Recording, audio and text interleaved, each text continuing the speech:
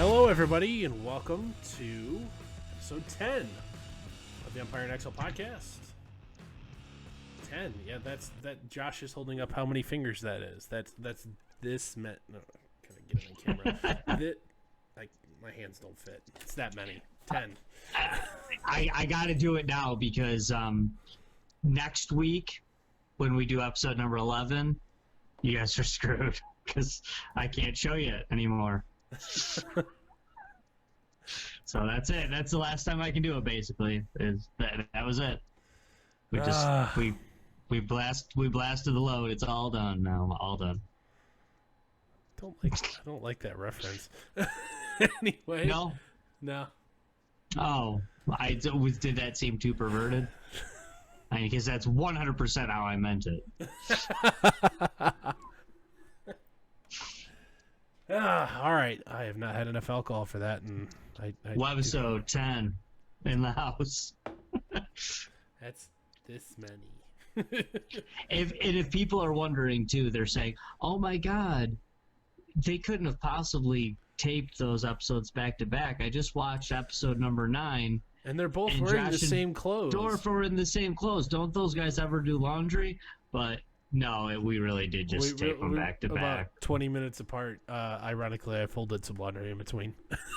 Do you know what's kind of funny, Dorf? In one of my first podcasting gigs for Twin Galaxies show, yeah, we used to tape 3 or 4 at a time, and they would make us bring different outfits. They would say, "Oh, make sure you bring different clothes and different this, and try to make your hair look a little different. Otherwise, people will know that." We tape these shows all in one day. We tape a month's worth all at once. And even then, my opinion was always so we taped a bunch of shows in one day. So what? Why? Like anyone cares? Like someone sitting at home, like that's it. I'm done with these podcasters. This duct tape production wasn't unprofessional enough for me. I mean, just the lack of change of clothes. That's the final straw. Right. That's yeah. Oh my God! If Josh isn't wearing a Green Day shirt in one and a Weezer shirt in the other, then it's just this is fake. This is fake. I mean, we're not Craig Sager or Don Cherry here. We don't have to have a different exotic suit every time we're on television. No, definitely not. But if I'm wearing these clothes next time, it will be by mistake.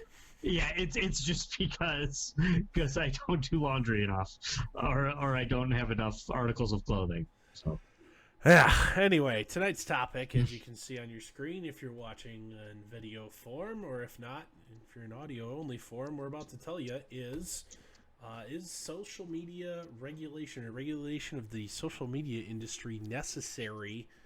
I'm specifically speaking in the United States.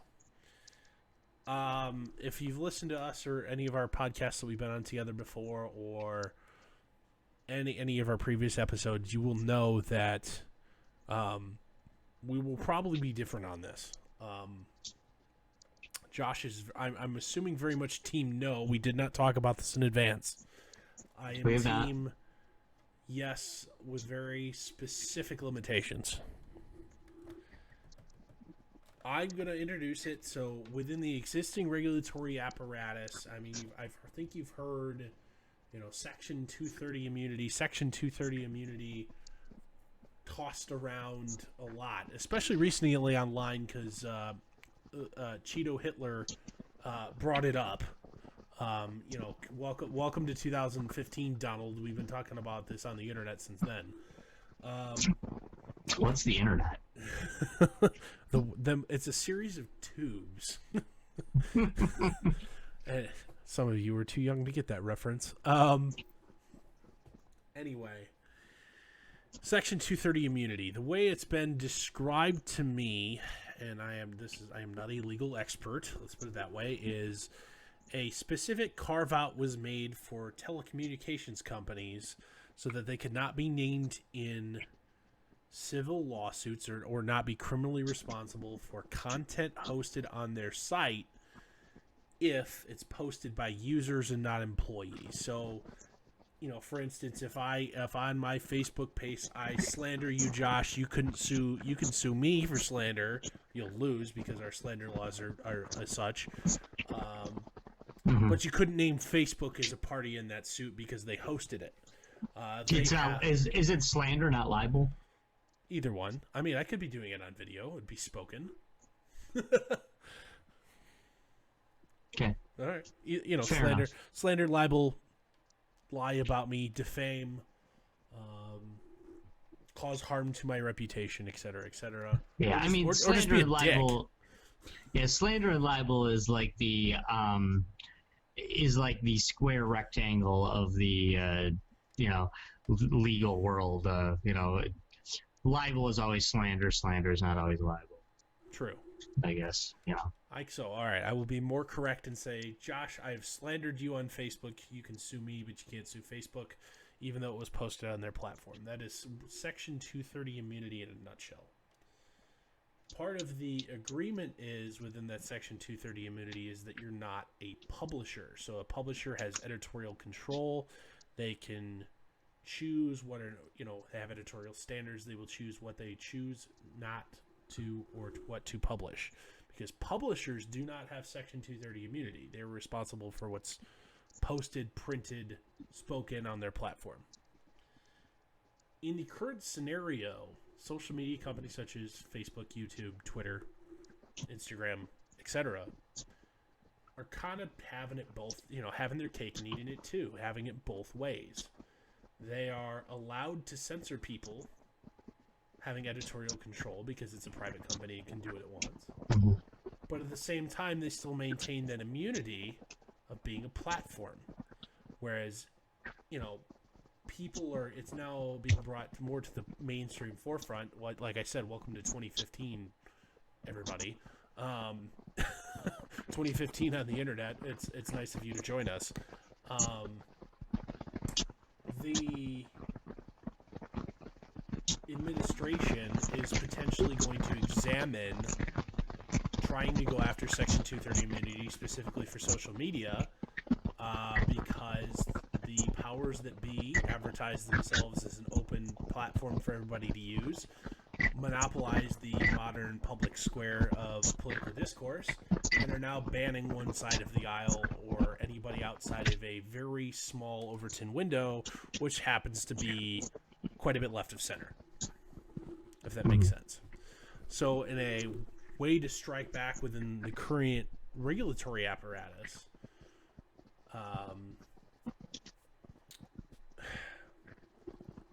the Trump administration was potentially wanting to go after companies under that guise. Because, meme smiths like Carpe Donktum and other political allies, I mean, hell, you're about to have somebody elected to Congress out of Florida that has been politically banned, was a political banning by Twitter a couple years ago, that being Laura Loomer. She's about to knock off an incumbent Democrat, if polling is to be believed, which it's not, but potentially, you could have a millennial that changed herself to Google headquarters in Congress because she got, it was Twitter HQ because she got banned from Twitter. She went to their headquarters and chained herself to the front door. Yeah, we got one of those. You thought AOC was wacky. Yeah, exciting. You've got right-wing AOC about to win a seat in Florida. Anywho,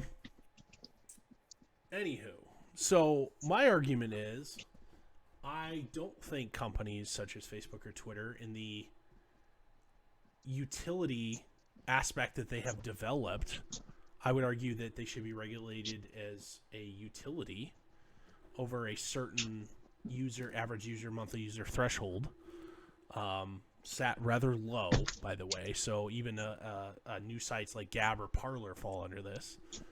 That if you were going to host and take user submissions, you're going to have to play, the rules of the game as a platform.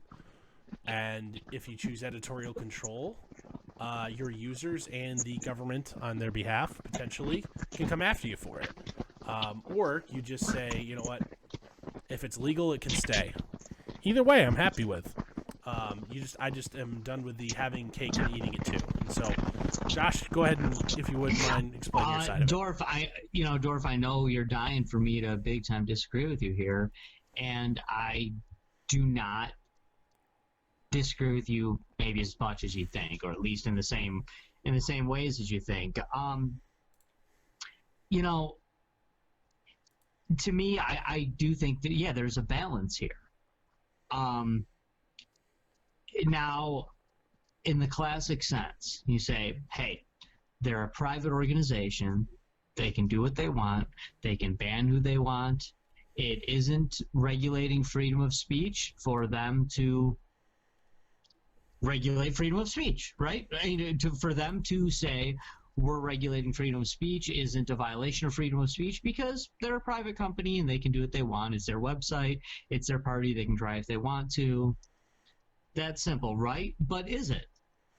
Is it that simple? They, like you said, Dorf, they want to be able to say that they're not liable for anything anyone says.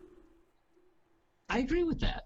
They shouldn't be liable for something. If I say something stupid, if I say something stupid on Facebook or Twitter, that's not Facebook or Twitter's fault. That's my fault. Their responsibility falls on me. I said that stupid thing. But if they're not liable, how can they be in control? And if they are in control, then perhaps they should be liable. To me, that only makes sense. Are they going to be regulated? I don't know that they need to be regulated because I don't really like regulation in any way. I think instead of regulated, they should simply be held responsible. And if they don't want to be held responsible, I say good, great, better that way. But then, well, if you're not going to be held responsible, then you better be a champion of the First Amendment. Well, there's because another... like you said, we're keeping this. I directly say First Amendment because, like you said, we're keeping this talking about the American system. So, I'm going to directly reference First Amendment and freedom of speech. So there's another interesting litigation that's working its way through the courts now. I don't know. I think you're familiar with Patreon and what it is roughly and what it does. Are you? But I'm going to explain it anyway for those who may not be. No. Please explain it though. Patreon is essentially a donation aggregator service that allows you to have a Patreon page, and in exchange for a cut of your donate, and you can post exclusive content, sell merchandise, and collect regular subscription donations on a monthly or individual publication basis in exchange for a cut of the revenue. Patreon does all that stuff for you and a little bit more, and maybe leaving some stuff out. Sure. They are currently being sued, and the lawsuit is going forward because as part of their terms of service, any dispute with the terms of service had to go to arbitration in California.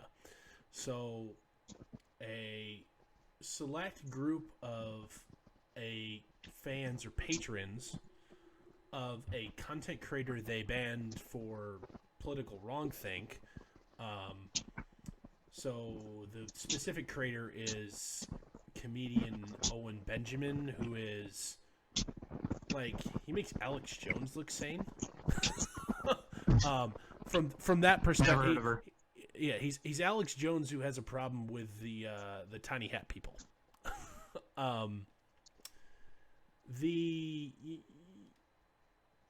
So anyway, Owen Benjamin, there's a group of his creators that wanted to take Patreon to arbitration and are suing, have filed suit against the company for tortious interference because they argue that it's a service.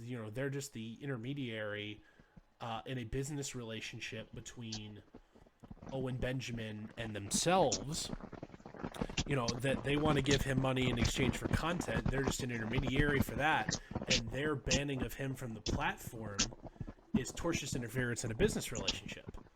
Well, because long story short, because Patreon fucked up in their terms of service, they said all arbitration claims need to be filed in California, which means because they're the defendant in the, or not necessarily, I'm sure that's not the correct legal term, but they're the defendant in the arbitration case. They have to front the cost, and they only recover if they win.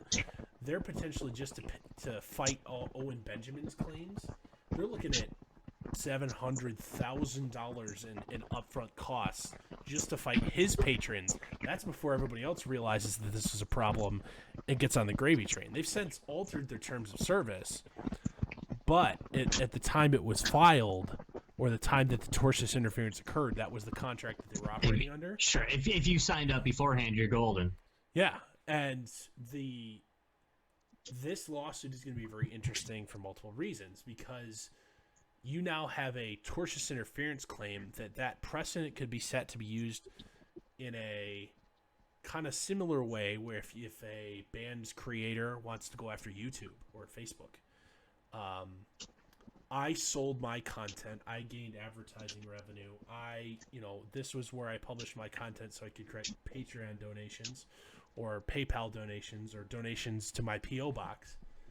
And you've caused a tortious interference with my ability to reach my customer. You owe me money, for that interference. So that, potentially if this files, Owen Benjamin, he calls his fan group the Bears. If the Bears proceed and win, oh boy, you've got some nasty precedent for folks that have been kicked off of social media, that they could go after Facebook and Twitter and yada yada, YouTube, etc., for tortious interference in a contractual business relationship, and that would be pretty strong, potentially strong precedent. That all of a sudden, oh boy, being a platform just got even more expensive, because guess what? Now anybody you ban, get ready to get sued, because you allowed them in. Sure. And you tossed them for not illegal content. It'd be one thing if, like, user XYZ123 on YouTube was banned because he was posting kiddie porn or something. Sure. But he was, they didn't turn it over to the authorities or whatever, and he's not in jail. Yeah, they wouldn't prevail on the merits of that, because you were banned for using the platform for an illegal activity. Whereas, a lot of these folks have a pretty compelling legal claim to say they were banned because they were political wrong thinkers. And that would be potentially illegal. It's illegal to discriminate against people based on political affiliation in Washington, D.C. only within the United States. But if your video was viewed in D.C., or you could be sued by a resident of D.C., look out, baby. Well, and, Dorth, this is in a country that legalizes that, our very First Amendment is based on free speech. It's really difficult to say that somebody did something wrong simply by speaking. How could, in fact, if you want to read the letter of the law of the First Amendment, the idea that one could have done something wrong by simply saying something, well, it's ludicrous. It's impossible. It can't be done. Well, that doesn't mean that there's not social ills for that, as you're seeing, people get canceled left and right in today's, of course, modern discourse. Even the person with the most cancellation ammunition happens to be the Democrat nominee for president, and somehow he hasn't been canceled yet.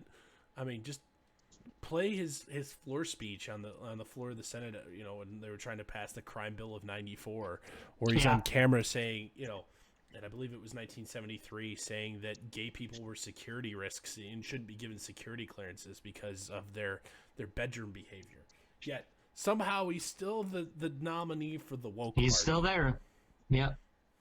Yeah, pretty pathetic. No, it's ugly, but. Dorf, the question to me that this raises is, of course, are private companies allowed to do private things? Sure. Just because we have freedom of speech, does that mean that what we say doesn't have consequences? No, of course not. Nobody said that. Nobody said that. But in a world where social media is taking over and where social media has become the format in which I don't even we think we need speak. to. I think we need to talk in even more broader terms here, Josh. I think my argument for them being regulated as a utility, specifically Google or Apple, Mm-hmm. between those two, the amount of control over personal communications. Yes, there's other way to do it. You can still send a letter in the United States Postal Service. But if you don't choose not to do business with Apple or Google, or they choose not to do business with you, your ability to do instant communication is essentially severed. No, it's done. It's worthless. It's over. It's effectively, it's a duopoly. The duopoly of those two companies. If they choose not to do business with you, your ability to exist in the modern world outside of working very, very narrow sectors of the economy is over. That's the ball game, folks. So the question I asked, or to me, the number one question that people need to answer and they need to ask themselves is, what's the point of free speech if we don't get to use it? If we are given free speech, but it can be taken away by all the corporations that matter, and it can be crushed, and your personal livelihood or the livelihood of your family can be destroyed because it doesn't agree with the woke culture, as you put it earlier, or doesn't agree with, I don't know, the popular thing to say at that time, then do we really have free speech? If free speech simply means, well, this begs the question also, sidebar, this begs the question to say, when they gave us the Constitution, when they gave us the Bill of Rights, of course that is rights that protect us against the government, but are those rights perhaps supposed to protect us against something more than the government as well? This becomes what I like to refer to as the 1984 versus Brave New World idea. Do we care if our rights are taken away by the U.S. government or by Ford Motor Company? I'm not trying to rag on Ford. That's just what's used in Brave New World. But does it matter who takes away our rights if they're taken away? Not really. So, yeah, it They're really gone. doesn't, does it? No, they're gone. Exactly, they're gone. It's kind of like, does it matter if you were shot in the head by a police officer or by a criminal? It might matter to who's protesting afterwards, but it doesn't matter to you. You're dead. So the idea behind this is, okay, well, people will say to me, they'll say, well, Josh, you still have freedom of speech. You can say whatever you want in your living room. Well, no shit.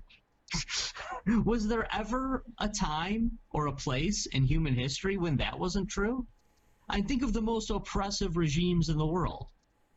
I promise you, there's somebody in North Korea right now sitting in their living room whispering to their wife, talking about how Kim Jong-un sucks. There was somebody in Nazi Germany sitting in their living room whispering to their wife and kids saying, you know what, I don't think this Hitler guy's on the up and up. I think dude kind of sucks. I don't think the Jews are that bad. I think this guy's going to put us into World War. What's wrong with this guy? Shh. Don't say it too loud. Gestapo might be listening. But, that's never not been the case. Why would the Founding Fathers ever have felt the need to say we have freedom of speech if we weren't supposed to take that freedom of speech and use it? Actually use it in a meaningful and legitimate way. And the only meaningful and legitimate way to use freedom of speech in the year 2020 is to do so on Twitter or Facebook or Instagram or Google or YouTube or however you're going to do it.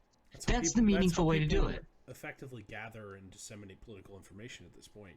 And if it's not Right. you and I doing a podcast, which will go up on several of those platforms, to, in the next week, uh, it's political parties and entities and PACs and et cetera advertising to you on those platforms as well. Right. The And yes, you know what the thing is too is that it isn't just that. That is the primary way, but you still can buy yourself a soapbox and put it up on a street corner and start preaching and talking and telling people your opinion.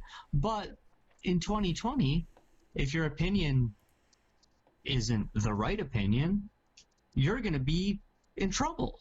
You could be in trouble for that. I mean, did you pull a permit to be standing on the street corner saying that? No, you didn't. Well, just because you have freedom of speech doesn't mean you can just speak whenever you want. Oh, it doesn't? Sorry. I kind of thought that is what it meant. Well, no, go on Facebook if you want to do that. Well, I can't go on Facebook because I was banned last week. I can't go on Twitter because they booted me off. Yep. So if we do have freedom of speech, where do we have it? And I want to specifically kind of rope this back into the utility argument. I want to flesh that out a little bit more. So the reason that we allow monopolies, specifically in energy and public service, so the reason that you only have one choice of electrical companies at your address, and that's okay and allowed in our system, is because it's a government-regulated monopoly. In exchange for being the only game in town, the margins are fixed, their ability, prices are fixed, and the government negotiates on the public's behalf in exchange for that. And arguably, the result of that, specifically in electricity and gas, is a cheaper product for the consumer. Because they have to follow rules A, B, and C, and next year we might add rules X, Y, and Z. Correct. And and if don't piss off your primary customer, that being the government, because guess what? Then your monopoly goes bye-bye overnight. But in exchange for that, there's a very strict set of rules. And if, for example, there was some revenue losses in my neck of the woods because certain large energy consumers, such as factories, were shut down for Corona, the power companies have to go to the state government and say, hey, we've lost some money here. We'd like to pass that on to everybody to make up our losses. And they have to ask that. And guess what? The state government in Indiana told them to go fuck themselves. Thankfully. Sure. No, you can't raise people's bill. Too bad, so sad. Mm-hmm. You're just if you wanted to make money the old-fashioned way, you should have been in business the old-fashioned way. Yeah, exactly. And, thankfully, the local and regional government authorities have told them to, stick it where the sun don't shine, which makes me a happy camper. The Google has essentially reached, and Apple to a lesser extent, has reached that level of monopoly on communication and data, and you can even lump Amazon in with this, in commerce.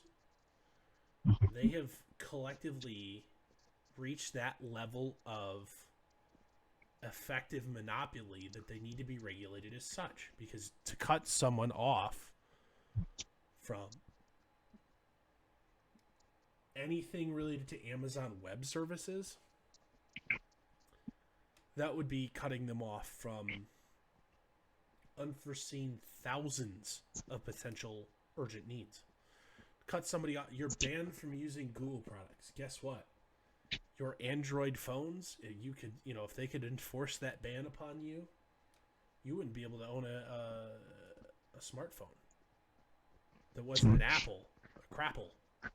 If you and think about this, Dorf, to add on to that. Mm-hmm.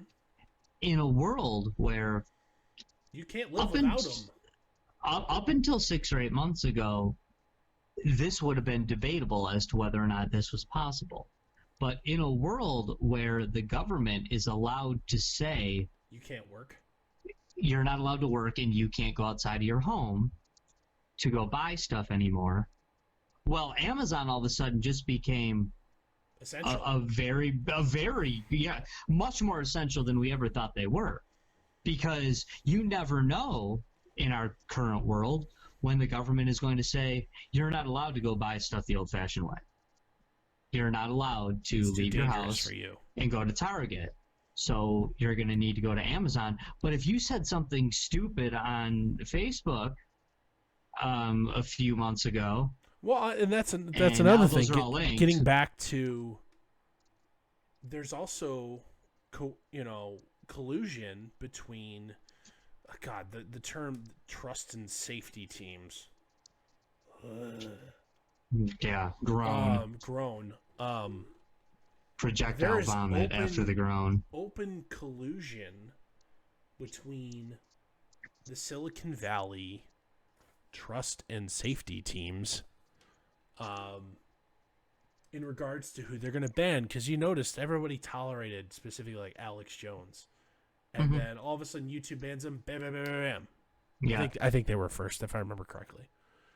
Everybody banned him the same day.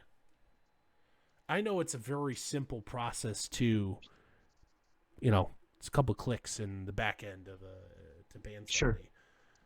But the idea is somebody is high profile and it was being tolerated as an Alex Jones for as long as he had been tolerated for. The idea that all of a sudden within like 6 hours of each other they all pull the trigger at the same time, no, that's collusion. There's that's open collusion. That's not even a tinfoil hat conspiracy. Like, you don't do that with, that doesn't happen in that rapid succession if they aren't talking to each other. And the idea that a person would be banned who has that kind of following, Alex Jones is incredibly scary profitable. and dangerous of it itself. Alex Jones is incredibly profitable for any platform he's on. He has an audience. You know what? You can, and people say this all the time. You can say Alex Jones is a nut. You can say he's a liar. You can say any number of things. But know what? Any negative thing you say about Alex Jones, guess what? There's 100,000 people that disagree with you.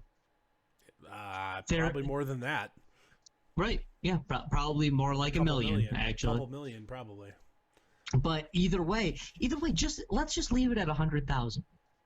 That's a lot of people. It's a lot of eyeballs. If there's 100,000 people out there that think, no, you shut up.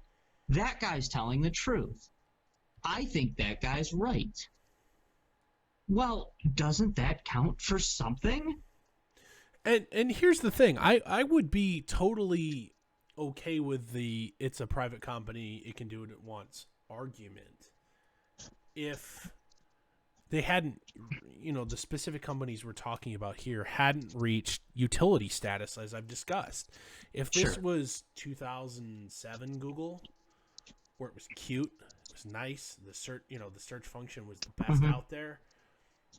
Some people use that. Some people used Ask Jeeves. Some people used, there was Bing, whatever. Sure. Default Netscape Navigator. I mean, several others. I think that even us, who are children of the internet and grew up with it, are forgetting. Sure. No, I mean, and Google at that point, Google was General Motors at that point. They were the biggest car company, but there were still plenty other car companies. Mm-hmm. But not anymore. Now they're just they're Google. It's what you use, or or you can use something else other than Google. But if you use something else, Google's still following you, and Google's still mapping everything you did. Yeah, because even Google's competitive. Yeah, because even Google's competitors are run through Google, right? Or Amazon's, through Amazon Web Services, the amount of data that they hold and process is just insanity. Insanity. Right. Yeah. Just imagine your high school gym filled with hard drives, and it's 30 of those. It's a lot bigger than that, man. Probably, yeah. But I'm just trying to say that so people can kind of get a picture in their head. Mm-hmm. Imagine that, just filled with hard drives.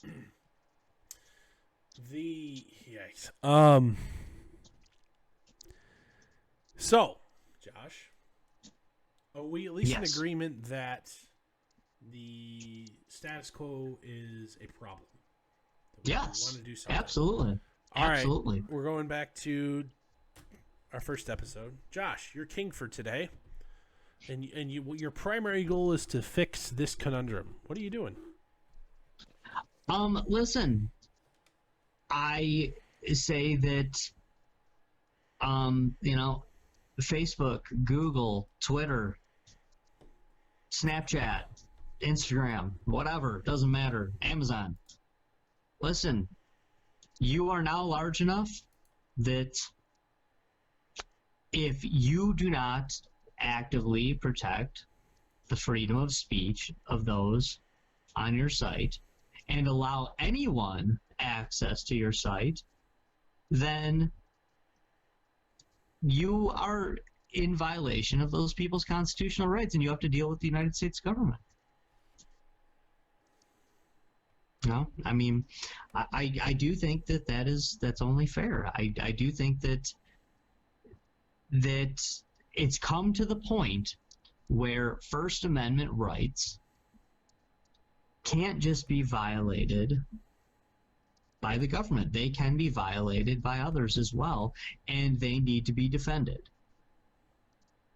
First Amendment rights, Second Amendment rights, Fourth Amendment rights, Fifth Amendment rights. These are all rights that are regularly trampled by corporations. And in a world where corporations, and big corporations especially, and big government work hand in hand, not acceptable. Because what happens is, of course, the government hides behind the corporations, and the corporations hide behind the government. And let's be real, they're there. When Mark Zuckerberg is talking to Congress a couple times a year, well, guess what? He's not just a private citizen anymore now, is he? He's not just a business owner now, is he? He's a man with an agenda, and he's talking to our rulers, and he should be lumped into that exact same category. Wow. I mean, I would argue. Okay, so now my turn to be dictator for the day. Sure. Yeah, do it. Kill it. I want to do it within the existing regulatory apparatus. I know if you go back to our first episode, if I was king for a day, my first order of business was trust busting. So assuming that I didn't get to do that or wasn't successful, I would go after the large tech firms, and you have a choice. You are now a public utility and will be regulated as such, including that now the force of law, power companies aren't allowed to cut off white nationalists because they don't like the politics. You're not allowed to ban service or not render service or not equally promote political undesirables as well. Or we break you up. Your choice. You have 5 minutes. Go talk amongst yourself. I like it, Dorf. I do. I mean, I'm sorry. I don't I'm even with need. you on I don't even this. need Section 230. I think that's a nice attempt to have, a redefining through court precedent Section 230 immunity of the Communications Decency Act. I think that would be I think that's missing the forest for the trees. There's a bigger way to fix this more permanently, because that would just cause then all of a sudden YouTube will become corporate tube, and then you're back to having no political voice online. I mean, YouTube's already trying to go that way. The creators that got them to where they are, the PewDiePies of the world, and everything like that, they're no longer good enough for them. They want the Jack Blacks and Will Smiths and CNNs of the world to be successful because it's safe, sanitary, less risky content. That's what they want. So that'll just hasten that comeuppance. And arguably, that will result in the rise of the competition of the next YouTube that do it the old, that did it the old-fashioned way after, the way that Google operated it after it was purchased. But I'm dead serious. It would be okay. You have 5 minutes.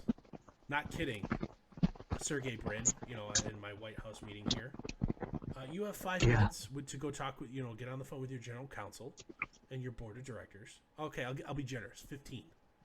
Sure. You're now a utility, and you will have a legal and ethical responsibility to enforce the Constitution. Or I break you up today. Your choice. No, I mean to me, you have some calls to make. Feel free to step out. Yeah. No, to me, the choice is simple.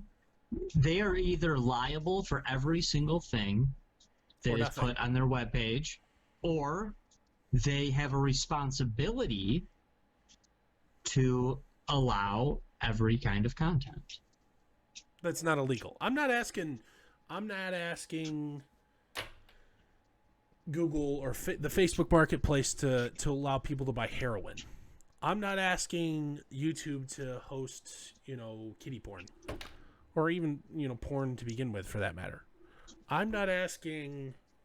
No, Dorf, I'm going to take it a step further. I am, and if they do something illegal, well, then Facebook or Twitter or Google has every right, and perhaps they even have a cultural responsibility to report it. Mm-hmm. But at the same time, they don't just have to. Their responsibility doesn't end at just saying, "Oh, by the way, FBI, here you go," and then it gets to stay. What I'm saying is you have political speech is one of the most protected things in our country, and it's not effectively. And quite frankly, if you don't want to, like, Facebook was tossed around the idea of, we're just not going to take money for political ads, we're going to host none of them. They talked about it, and they haven't done that, and I think that would be a terrible business move from their perspective to turn down that kind of money, because there's a lot of fucking money in that, especially in a presidential cycle. And I always like to bring up the idea of the slippery slope. No one ever wants to hear it. That's an intellectual fallacy, Josh. Well, but it's not. And the example I will give for the slippery slope is when Alex Jones was canceled and taken off, and he's depersoned. Don't even use the term canceled. Depersoned. Yeah, no, he absolutely. He was taken off within 72 hours of him being depersoned, as you put it. There were talks of them doing the same to Dennis Prager. Now, Dennis if people Prager out there is a secular Jew. No, he's actually a very religious Jew. He's a very religious Jew. You were actually right. Yeah, good correction there. A very religious Jew that seems to have a boner for Christianity, but is like Maimonides conservatism in a human flesh box. He's an extremely calm man who has a radio show. He's very conservative, a website, yes, and other. He's got multiple avenues. But this is a person that his radio show consists of topics such as the male-female hour, the ultimate issues hour, where they talk about God or religion or spirituality. The call in, talk about whatever you want hour. They talk about fountain pens and classical music, because he is a classical conductor on the side for fun. Because that's what people do for fun, right? Is they conduct classical music. But he is a boomer, this is a guy. So, I mean, it's not that out of the realm of possibility. That's fine. But this is a very intelligent man. No, this is a very intelligent man who has a very calm talk show, and yes, he is conservative. And that's instantly where they went, Dorf.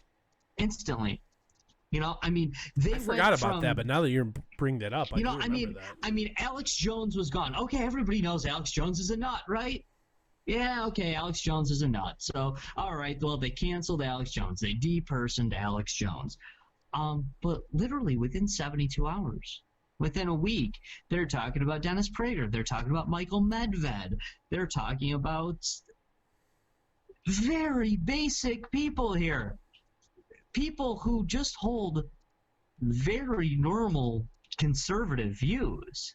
Mm-hmm. Dennis Prager, Michael Medved, Bill Bennett. These are not Alex Jones type Bill people. Bennett's like your friendly grandpa. Like, yeah, and he was once the Secretary of Education for this nation. This is, it's pathetic. It's pathetic. And so, yes, you can call it a fallacy all you want, but this is the slippery slope that tinfoil hat weirdos like me are always talking about. You know, it wasn't even projection, it happened. Right. It happened, and it didn't happen as in like, oh, well, the slippery slope. You do this now, and 5 years from now, you do this now, and 10 years from now, you wait and happen. No, they did it, and then it was like, oh, who next? Oh, that worked. Cool. Oh shit, did you see that? Oh, we just depersoned Alex Jones. It worked, a treat. So awesome. Who are we doing next? What do you think? You know, are we bold enough to, God forbid you would never then, and to show their bias, they would never then move to, okay, well, we canceled Alex Jones, so next we should cancel Howard Stern. I'm a Howard Stern fan, by the way. I like Howard Stern. But they would never move to Howard Stern to say that, okay, well, he's outrageous, like... He's problematic.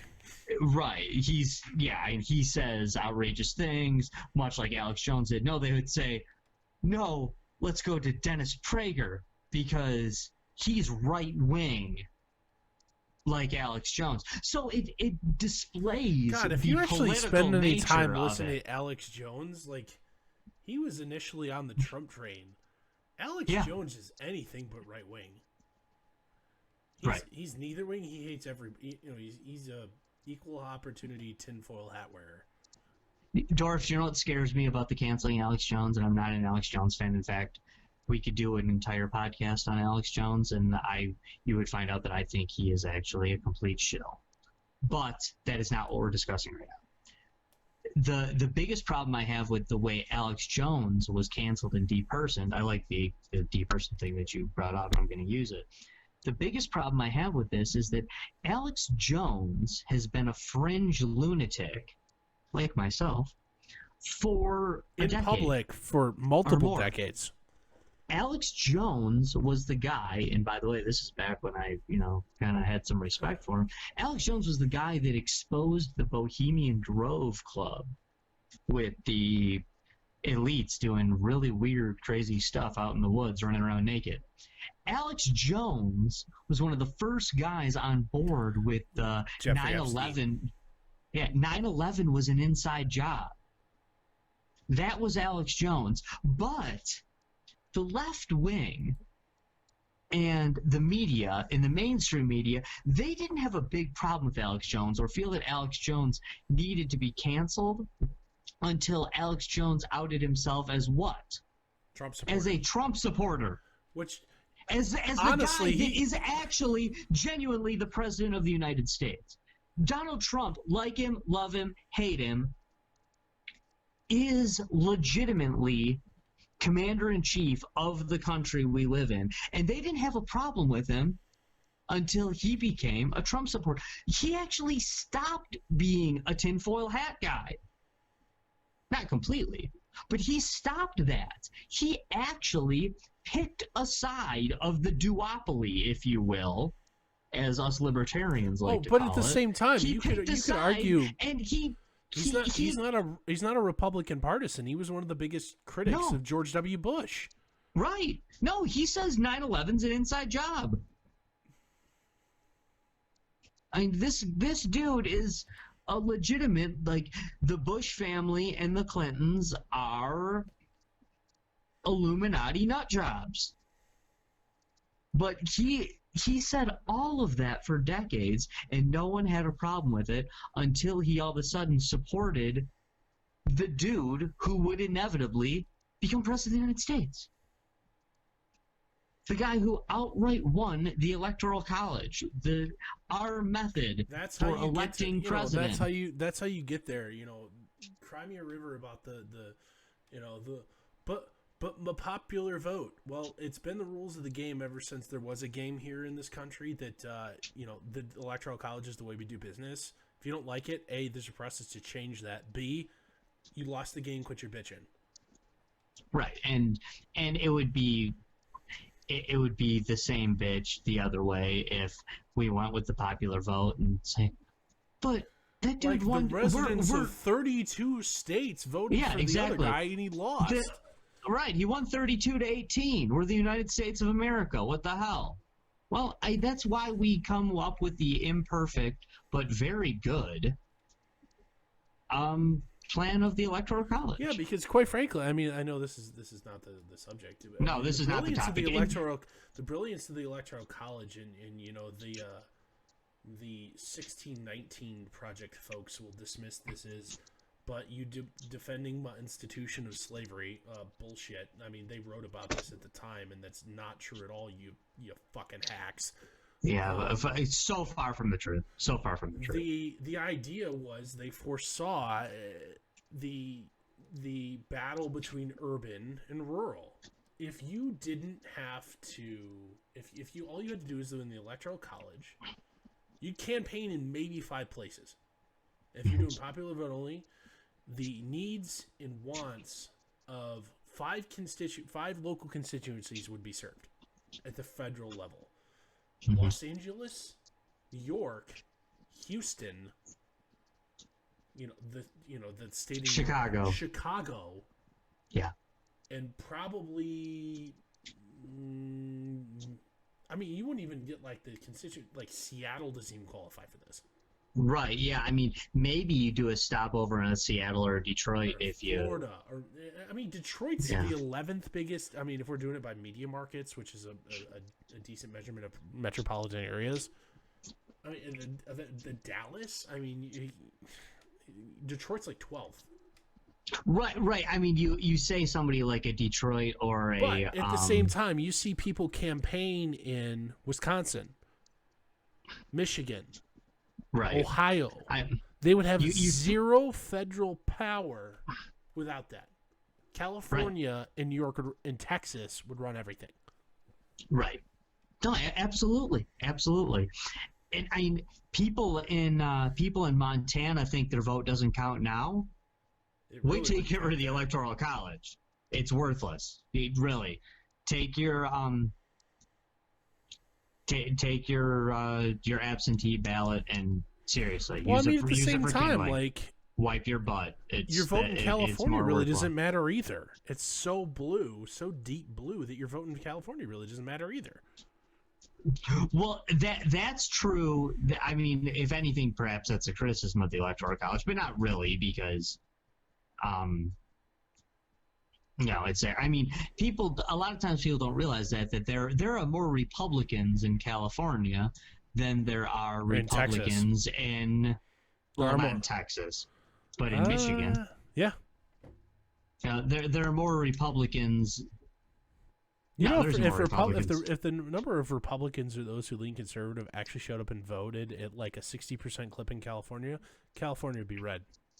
Well, I'm just saying that 40% or say 35% of California's population is more than most of the states in the union. True. So therefore, 60 million documented folk. Right. So there's 60 million people in California. Probably closer to 70, but. Okay, so that means 25 million of them, low estimate, are Republicans. Because although they lean heavily left... That's more Republicans than there are in Texas, dude. Right. Well, okay. I mean, yeah, perhaps. But, I mean, definitely more than... 30 million people, so... Okay, and they're the second biggest state. Yep. Yeah, so... So, I mean, this is... So anyway, but we could do, and maybe we will in the future, do an entire show on the Electoral College. I would love to, actually. We should. But Voting systems would be a good show. yeah, Anyway, throw back to the old Empire Media days where we did that show, and that we. well, we I'd did love to this show rehash it. too. We did this show too. I mean, this is just an update here too. Absolutely. Because And since you guys honestly, listening- the that current case that's going through the courts, like there was just Patreon filed for an immediate injunction, and that was just rejected last week. I mean, it's fresh. It'll be very interesting to see how that case progresses. I mean, Owen Benjamin's a loon. But I mean, some of the stuff before he kind of, I would say, went off the deep end was entertaining to me. But then everything was a Jewish conspiracy, and that's when I unsubscribed. You know what, man? He is a loon. He probably is a loon. But know what? Turn on social media at any point. Oh yeah, I You mean, will see, Jesus you'll Christ. see loons. You will see loons on the left that they don't even. They are not even in any trouble of being canceled at all. No, you're right, and it's. I mean, I see them every single day. There are absolute leftist loons out there who get away with whatever they want to, and by the way, I support that. They should be able to get away with it, but the conservatives get banned. They get banned. They get shadow banned. They get booted. They get and that's Facebook another jail. thing. They get Twitter jail. They get whatever. The Twitter hack this past week, where you had a bunch of prominent people, including Joe Biden, Barack Obama, and Elon Musk, have their accounts being taken over from the inside to post a Bitcoin scam.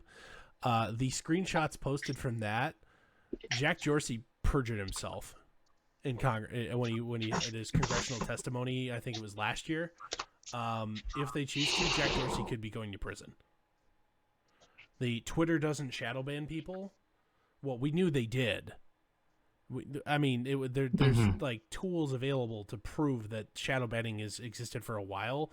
But then there was the fact that, like, you saw the back end. There was a way to manually blacklist somebody.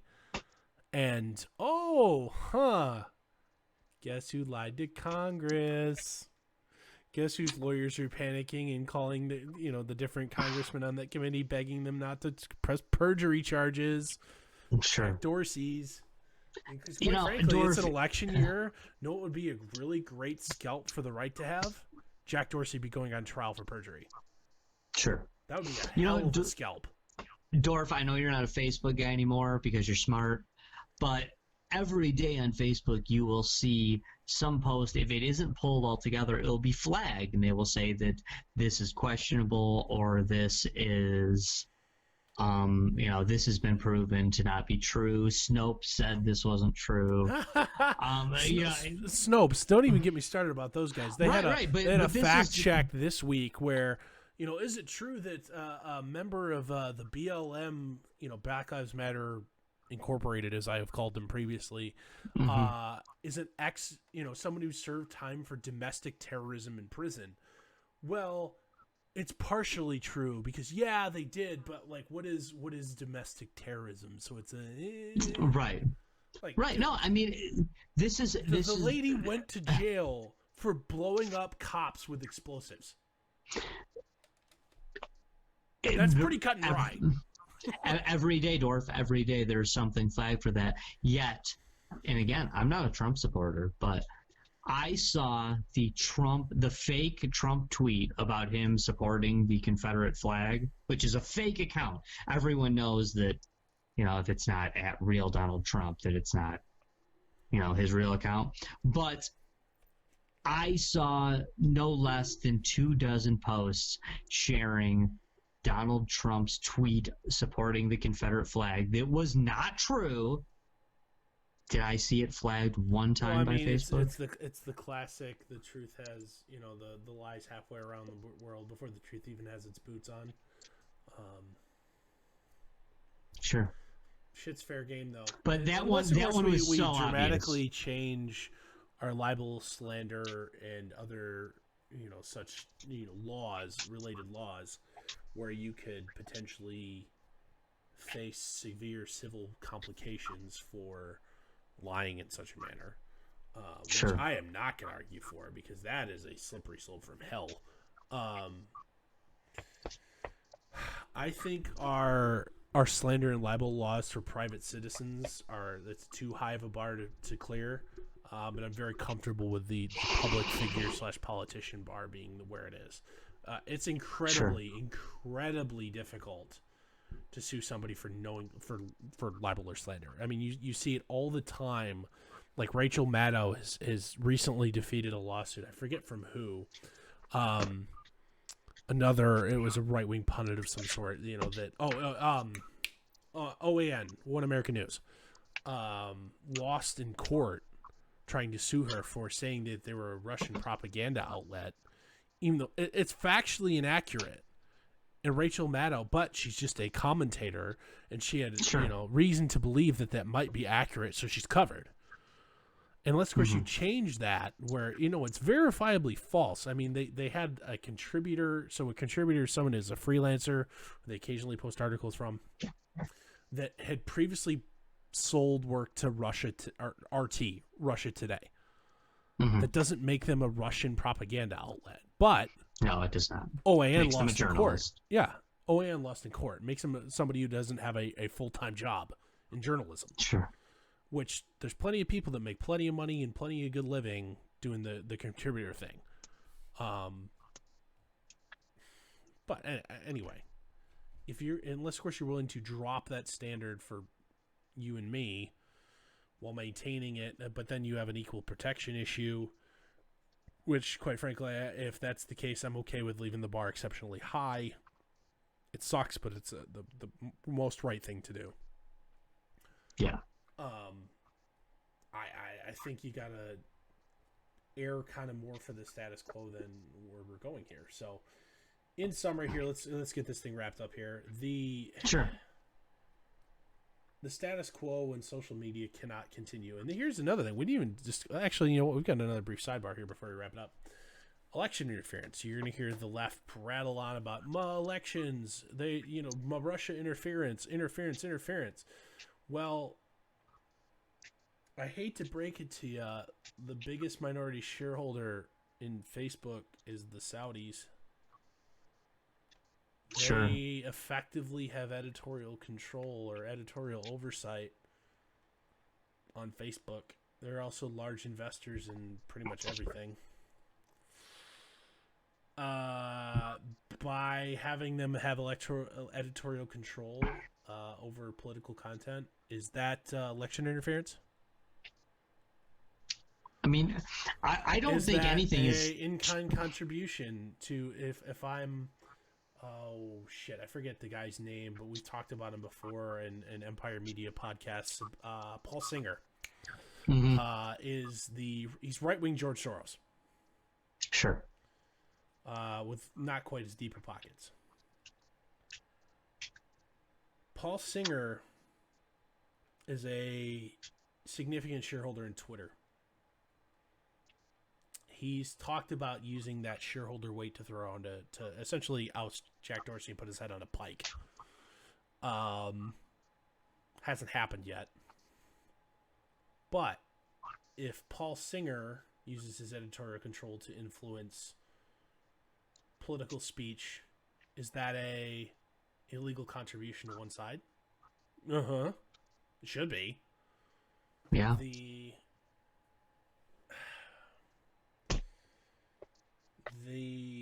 Saudis do the same thing. Who knows what China's got a hold of? I mean, Russia's broke, so they largely don't invest in anything outside of energy and foreign markets. Insignificant enough forces to really do anything. But that doesn't mean that potential isn't there for specific oligarchs. By the way, is it worth mentioning? Is that lack of control? Is that a in-kind potential election interference because we don't regulate that? I mean, we regulate how much you and I can donate to a specific campaign or a PAC and everything like that, but the Saudis. You know, the Saudi Sovereign Wealth Fund is a huge investor in American tech companies. Since when is it election interference to spend money, time, or energy convincing someone to vote a certain way? Since when is that election when interference? You're a foreigner. Is it though? Why? Legally, it should be. Why? Because you don't live here, you don't vote here. It's none of your damn business. Well, the U.S. does it all the time. Doesn't make it right. But it doesn't make it. It doesn't make it morally. It doesn't make it morally right. But I mean, did you vote the way you voted last time because a Russian or a Saudi told you to? No, because as we've because you're before, smart. Right? I left the top of the ticket blank. Right, but and because you view yourself as smart, and I view you as smart, but we're supposed to view all the voters as smart.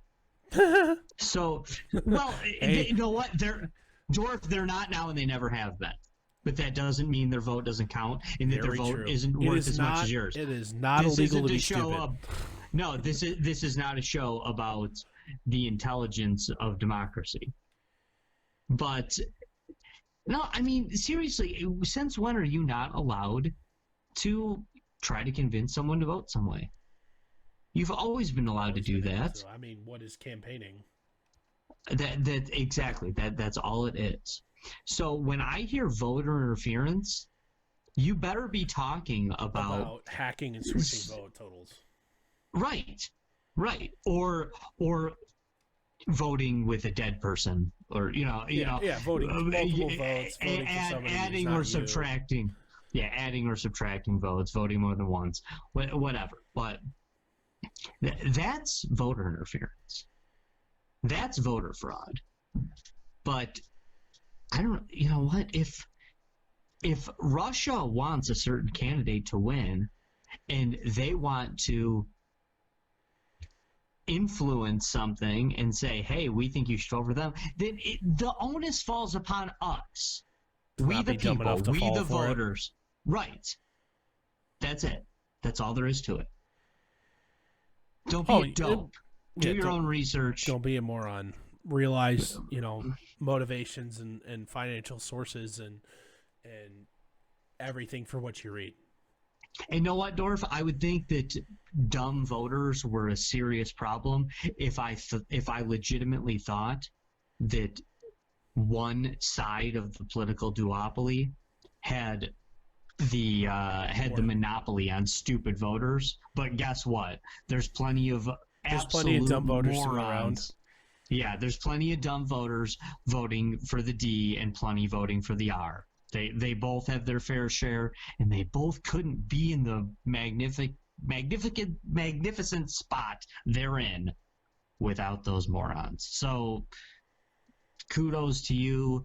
I mean, there's a reason why we have rock the vote rallies at all the community colleges and WWE events, because we want the dummies voting, right?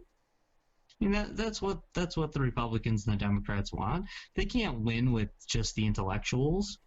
They can't win with just the people that do their research. We need the dummies voting. We've always needed the dummies to vote. So, I mean, back to the idea of you should have a vested interest in it. Well, we made that illegal a long time ago. They tried to do that when they said crazy stuff like you can only vote if you're a landowner. We look at that now and think, my God, you could argue that the modern version of that, because at that time, like, there was no income tax. Mm-hmm. You only should, if you want to extrapolate that, should you only have a vote if you're a net taxpayer? A lot of people would say yes to that now, and in essence, that's all they were saying back then. Yeah, you gotta have skin in the game. Right. You're voting on how to spend your own money, not somebody else's. Right. Which is why I vote no on just about every proposal, because I'm a person that votes morally, and I think it's morally wrong to vote with someone else's wealth. So even if that's just my personal opinion, but even if I think that something isn't a terrible idea, well, who am I say, well, I'm willing to give my money to that program to help seniors get Meals on Wheels. bingo, yeah, whatever. I'd be willing to donate to that, but you're not voting to donate your own money because you can always vote to donate your own money. You write the check. You can always do that. Exactly. You write the check or you do the unpaid labor. Yep. Right. You can always vote with your own wealth, but when you vote for that, you're voting with someone else's wealth. You're saying that I think everyone's money should go to this. Or I think person X, everybody's Y, and Z, money at gunpoint should go to this. Right. Absolutely. That's what you're voting for when you do that. We don't throw debtors in prison, but we throw people who don't pay their taxes in prison. Right. Unless Chris Al Sharpton. Right. Oh yeah, not him. But when you vote for that, you're voting with the wealth of someone who maybe just simply has a legitimate disagreement with that organization. Maybe they just got mouths to feed, man. Maybe they weren't as good as with their money as you were. Maybe they need that cash. They got kids. They got this. They got that. Or they want to spend it on water in Africa, clean drinking water in Africa. Right. Bottom line, it's their goddamn money, not yours. So why are you voting with it?